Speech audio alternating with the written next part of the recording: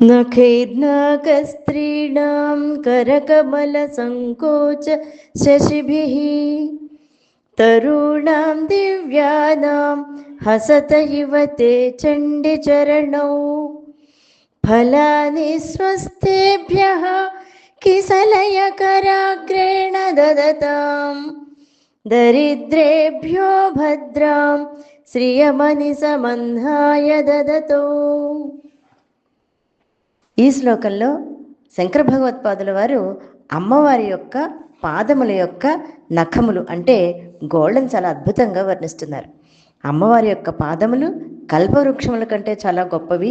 అమ్మవారి పాదాలకు వేళ్లకు ఉన్నటువంటి తెల్లని గోళ్ళు కల్పవృక్షాలను చూసి నవ్వుతున్నాయా అన్నట్లుగా తెల్లగా ప్రకాశిస్తున్నాయి అని అద్భుతమైనటువంటి భావం తెలియజేస్తూ, నఖైర్నాకస్త్రీణాం కరకమల సంకోచ శశిభిః, అమ్మవారి యొక్క పాదాలకున్న నఖములు అంటే గోళ్ళు చంద్రునిలాగా తెల్లగా ప్రకాశిస్తున్నాయట.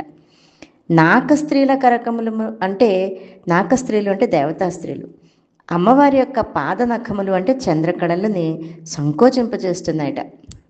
అంటే స్వర్గలోకంలో ఉండే స్త్రీలకి తమ యొక్క ముకుళిత హస్తాలతో అమ్మ పాదాలకు వాళ్ళు నమస్కరిస్తున్నప్పుడు వాళ్ళ యొక్క హస్తాలు కమలముల వలె ఉంటాయి, అంటే వాళ్ళ చేతులు పద్మాల వలె ఉన్నాయి.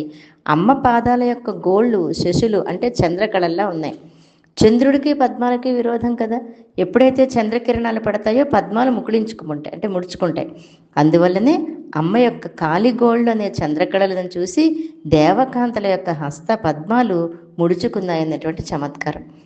నిజానికి దేవకాంతలు తమ చేతులను ముడిచి ముకుళిత హస్తాలతో అమ్మవారికి నమస్కరిస్తున్నారు అనేటువంటి విషయాన్ని చమత్కారంగా శంకరులు ఈ శ్లోకంలో చాలా కవితా సౌందర్యం ఉట్టిపడేటట్టుగా చెప్పారు. అలాగే తరుణాం దివ్యానాం హసత యువతే చండి చరణౌ, ఇక్కడ అమ్మవారిని శంకరులు చండి అని సంబోధించారు.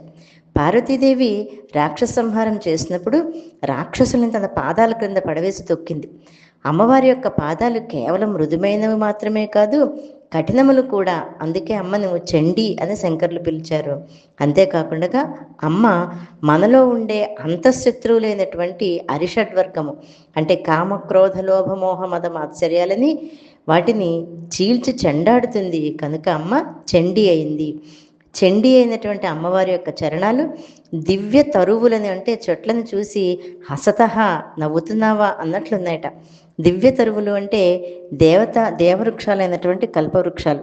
అమ్మవారి యొక్క పాదాలు దేవతరువులైనటువంటి వాటిని చూసి ఆ కల్పవృక్షాలను చూసి నవ్వడానికి కారణాన్ని ఇలా వివరిస్తున్నారు. ఏంటంటే ఫలాని స్వస్థేభ్య కిసలయ కరాగ్రేణ దదతాం, అంటే కల్పవృక్షాలు తమ యొక్క కిసలయ కరాగ్రాలు అంటే చిగురుటాకులు అనేటువంటి చేతివేళ్ళు కల్పవృక్షాలకు చిగుళ్ళు ఉంటాయి, అవే వాటికి గల చేతివేళ్ళు. కల్పవృక్షాలు స్వస్థులకు మాత్రమే ఫలాలను ఇస్తాయి. స్వస్థులు అంటే ధనంతో ఉన్నవారిని ధనవంతులు అని అర్థం వస్తుంది. అలా కాకుండా స్వహ ప్లస్ స్థుహులు అని విడతీస్తే స్వర్గంలో ఉన్నటువంటి వారు అని అర్థం, అంటే దేవతలు. కల్పవృక్షాలు దేవతలుగా ఉన్నవారికి పుణ్యకర్మలు చేసి దేవలోకం వెళ్ళిన దేవతలైన వారికి మాత్రమే ఫలాలు ఇస్తాయి. డబ్బున్న వారికి ఇవ్వడం అపాత్రదానం అవుతుంది కదా. దేవతలు రెండు రకాలు, పుట్టుకతోనే దేవతలుగా ఉన్నటువంటి ఇంద్రుడు బృహస్పతి మొదలైన వాళ్ళు, అలాగే ఆజాన దేవతలు అంటే పుట్టుకతో మానవులుగా ఉండి పుణ్యకర్మల యొక్క ఫలం వల్ల దేవతలైనటువంటి వాళ్ళు కర్మదేవతలు.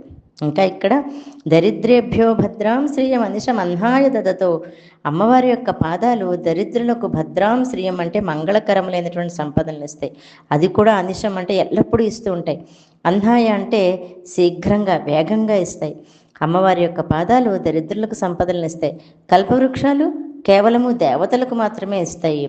అమ్మ పాదాలు సత్పాత్రదానం చేస్తాయి. అందుకే ఇవి కల్పవృక్షాలను చూసి నవ్వుతున్నాయి అని మనం ఇక్కడ గ్రహించాలి.